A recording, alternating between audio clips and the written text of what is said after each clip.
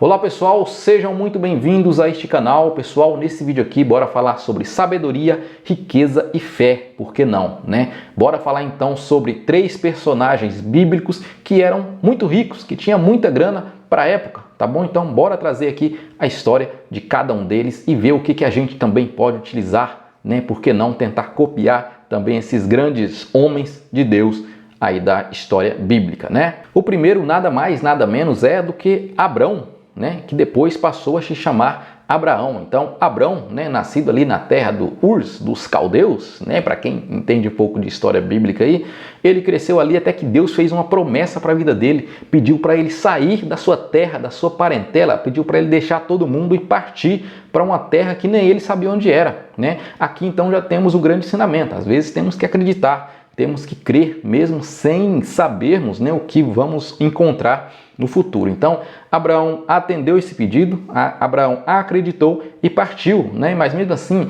aqui no meu ponto de vista, ele cometeu um pequeno erro ainda, porque ele levou um sobrinho, ele levou Ló, né? E para quem entende também da história bíblica, sabe que mais lá na frente, Abraão acabou tendo muitos problemas por causa de Ló, por causa desse sobrinho. Então, Abraão já tinha 75 anos quando Deus pediu para ele partir para uma terra, né? Que essa terra seria então Canaã, que hoje é o estado de Israel, né? Então Deus fez essa promessa quando ele já era bem idoso, já tinha uma certa idade, vamos dizer assim. Aqui temos outro ensinamento para você que acha que está com 30 anos e já está velho, né? Ah não, já tem 30 anos, já foi, já não consigo mais nada.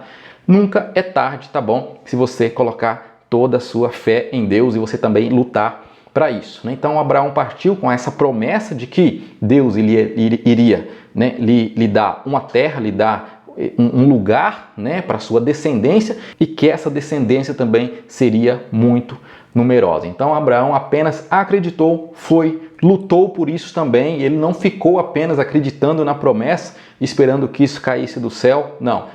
Quem sabe da história sabe que ele lutou muito, passou por poucas e boas, mas no final da sua vida Abraão era um dos homens mais ricos, mais prósperos ali da região. E hoje então, como sabemos, Abraão, além de ter sido um dos homens mais ricos lá da época, hoje ele é considerado o pai da fé e é um exemplo de confiança, de colocar toda a confiança em Deus, mesmo sem sabermos, né? Isso que é fé, é você acreditar sem saber o que virá depois. O segundo exemplo que vamos trazer aqui é Jacó, né? Que Jacó, inclusive, era neto de Abraão, né? Abraão, pai de Isaac, Isaac, pai de Jacó. Jacó é uma história muito interessante, porque Jacó nasceu gêmeo com Esaú, né? E Esaú era o primogênito, e Jacó armou uma certa falcatrua, vamos dizer assim, né, para pegar essa primogenitura do seu irmão, porque antigamente, lá nos tempos antigos, né,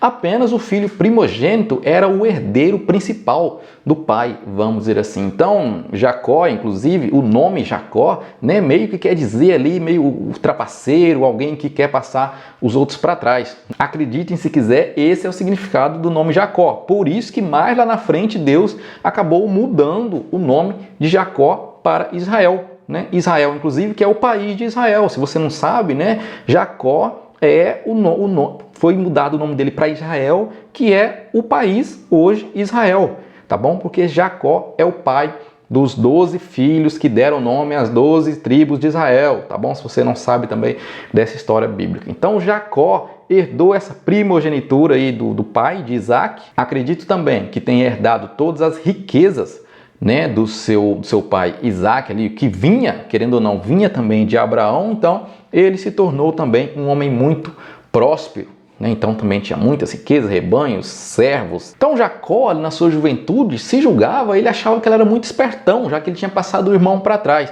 Mas aí aconteceu uma coisa muito interessante, onde podemos tirar também uma lição. Jacó, pessoal, ele foi enganado, vamos dizer assim, pelo próprio tio, que é o Labão, que depois se tornou o sogro dele, né? Porque Jacó se interessou por Raquel, né? Que depois também se tornou sua esposa, mas o sogro o enganou, fazendo ele se casar antes de conseguir quem ele queria, que era Raquel. O sogro fez ele trabalhar 7 anos no final dos 7 anos, ele achando que ia casar com Raquel, o sogro fez ele se casar com Lia, né? Que a Bíblia fala que não era tão bonita assim. E aí o sogro falou, você quer Raquel? Então trabalha mais 7 anos. Ele trabalhou 14 anos então, mas ele se casou com Lia e depois também para conseguir se casar com Raquel. Então ele acabou sendo passado para trás por Labão. Então ninguém é tão esperto assim que não tem alguém mais esperto. Jacó se achava muito esperto, poxa, consegui passar meu irmão para trás, então esse meu tio aí vai ser fácil. Não aconteceu isso, né? O tio acabou também dando uma enganada nele e o tio casou as 2 filhas com ele ali, né, fazendo ele trabalhar 14 anos ali. Então Jacó só teve uma mudança mesmo, né? Jacó só mudou mesmo assim, que ele deixou de ser essa pessoa, vamos dizer, enganadora, quando realmente ele teve um encontro com Deus, né? Que foi lá em Betel, para quem sabe da história também aí.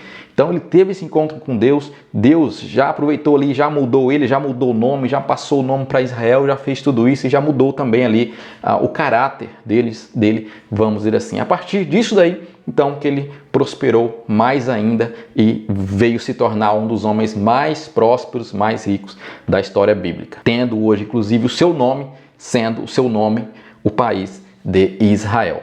E o nosso terceiro personagem também que vamos falar aqui, que realmente é o homem mais próspero, mais rico da história, né? Da história mesmo, não só bíblica, de todos os tempos, que é Salomão. Salomão, o homem mais rico de todos os tempos. Salomão, que era filho de Davi, herdou o trono, né? Se tornou rei de Israel. Salomão, e a história bíblica fala que ele era muito próspero. Por quê? Certa feita, Deus, né, deu a opção para Salomão para que ele pudesse pedir o que ele quisesse. E aí, mas só que ele não pediu riqueza.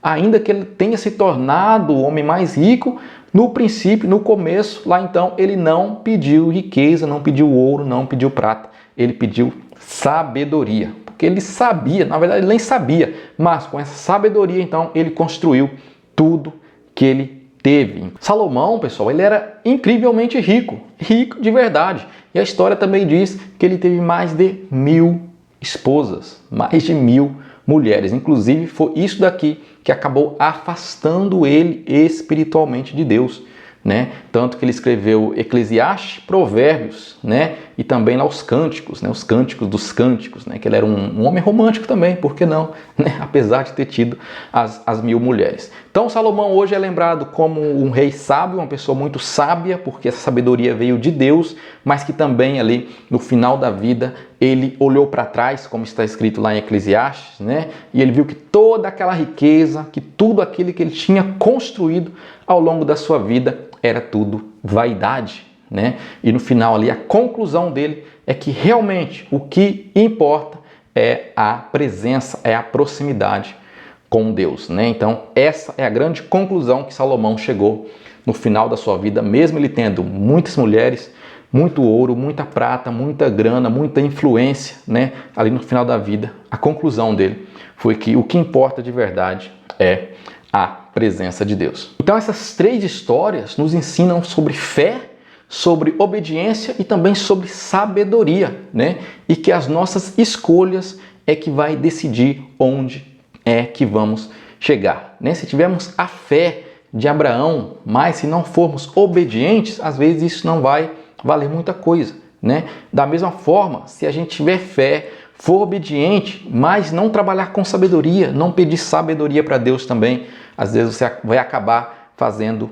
burrada com o que você tem, né? Com o que Deus te deu, você não vai saber utilizar da melhor forma. E lembrando também que quando Deus prospera uma pessoa, quando Deus dá a oportunidade de uma pessoa prosperar, não é pensando nela própria, tá bom? Então, se você está prosperando, pense no seu próximo, deixe transbordar, né? Como a gente diz, se você encheu o seu balde ali, se encheu o seu vaso de óleo e está derramando, deixe transbordar, deixe atingir outras pessoas. Então, quando puder, ajude outras pessoas, não vai só acumulando, porque aí se transforma ao amor ao dinheiro, que é o que a Bíblia diz que é a raiz de todos os males, né? Não é ter dinheiro, mas sim o amor ao dinheiro, quando você só pensa em acumular para você mesmo e não pensa em ajudar ninguém, tá bom, pessoal?